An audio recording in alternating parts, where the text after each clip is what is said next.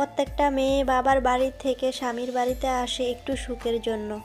পার্থক্য একটাই, কারো হয় সুখ আবার কারো হয় দুঃখ। হ্যালো এভরিওয়ান, আসসালামু আলাইকুম। সবাই কেমন আছেন? আশা করি যে যেখানে আছেন ভালো আছেন, সুস্থ আছেন। আলহামদুলিল্লাহ, আল্লাহর অশেষ রহমতে আমিও মোটামুটি ভালো আছি। তো এটা হচ্ছে আমাদের নতুন রান্নাঘর, সবেমাত্র করেছি। আর এদিকে আমি পাইপের চুলা বসিয়েছি।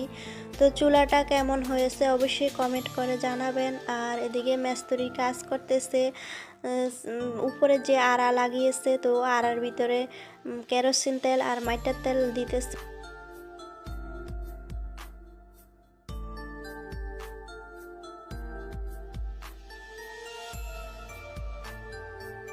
আজকে বাড়িতে বাবা আসছিল তার নাতিকে দেখার জন্য।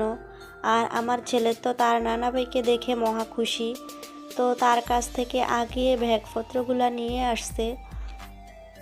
বাবা আসার সময় আমাদের জন্য বাজার সদাই নিয়ে আসছে। আর আমার ছেলের জন্য কিছু খাবার নিয়ে আসছে। আর কিছু কাঁচা সবজি, বাজার, মাছ, তরকারি এগুলো সব নিয়ে আসছে বাবাই। বাবা মা হচ্ছে আমাদের শক্তি। বাবা মা আছে বলেই যখন তখন যে কোনো সময় বিপদে আপদে দৌড়িয়ে ছুটে আসে মেয়েকে দেখতে, নাতিকে দেখতে। অনেক দিন হচ্ছে মেয়ে নাতিকে দেখে নাই, এজন্য ছুটে চলে আসছে নাতি আর মেয়েকে দেখার জন্য। যার বাবা মা না আছে সেই বুঝে বাবা মা হারানো কতটা কষ্ট। আল্লাহ আমাদের বাবা মা যাদের আছেন তাদের সবাইকে দীর্ঘ হায়াত দান করুন। গরিব বলে শ্বশুরবাড়ির লোক কেন বাবা মাকে পছন্দ করে না? শ্বশুরবাড়ির লোকগুলা কেন এরকম হয়? তারা কি এই জিনিসটা একটু বুঝে না যে তাদের ঘরে তো মেয়ে সন্তান আছে, তাদের মেয়ে সন্তানরাও তো অন্য শ্বশুরবাড়িতে যেয়ে সংসার করে, আর আমরা কেন পরের মেয়ে এনে কষ্ট দেই? তো আমি মনে করি সব কিছুই টাকা, টাকা দিয়ে সুখ কেনা যায়, টাকা দিয়ে আবার দুঃখ কেনা যায়, সব কিছুই করা যায় টাকা দিয়ে। টাকা না থাকলে পৃথিবীটাই অচল। আজ মনে করি টাকার কাছে সব কিছু ব্যর্থ। টাকা থাকলে আপনার বন্ধু বান্ধব, আত্মীয় স্বজন সব কিছুই আছে। আর টাকা না থাকলে আপনাকে কেউ দেখতেও পারবে না, কেউ আপনাকে ভালোবাসবে না, সবাই অবহেলা করবে, সবাই দূর দূর করে তাড়িয়ে দেবে। টাকা আছে, সব আছে, টাকা নেই কিছুই নেই। এই হচ্ছে জিন্দেগি মানুষের। তো সব মিলিয়ে আল্লাহর দরবারে শুকরিয়া, আলহামদুলিল্লাহ।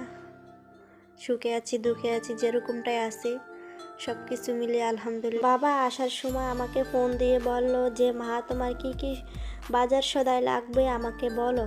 আমি বাবাকে বললাম যে বাবা কিছুই লাগবে না, ঘরেই সব কিছু আছে, তুমি দেখতে মন চাইলে এমনিতেই চলে আসো, খালি হাতে কিছু কেনা লাগবে না তোমার।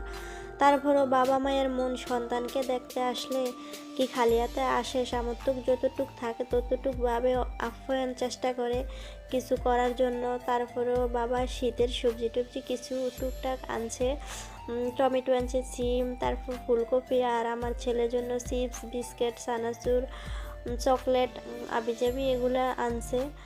আর এখানে 4টা কার্পু মাছ আনছে বড় বড়। তো এখন কার্পু মাছগুলো কাটবো আমি। আমার বাবার বাড়ি থেকে কিছু আনলে আমার শ্বশুর শাশুড়ি খেতে চায় না, তারা ইগনোর করে। তখন খুব কষ্ট লাগে, মনটা খারাপ হয়, দু চোখ ভরে পানি পড়ে। তখন ভাবি জীবনটা কেন এরকম? আজকে যদি ছেলে হতাম তাহলে হয়তো এরকমটা হতো না, মেয়ে বলে এরকম হচ্ছে। প্রতিটা মেয়েরই স্বপ্ন থাকে স্বামী, শ্বশুর, শাশুড়ি সবাইকে নিয়ে সুখের একটা সংসার। আমার সেই স্বপ্নটা সত্যি হলো না, হলো মিথ্যায় পরিণত।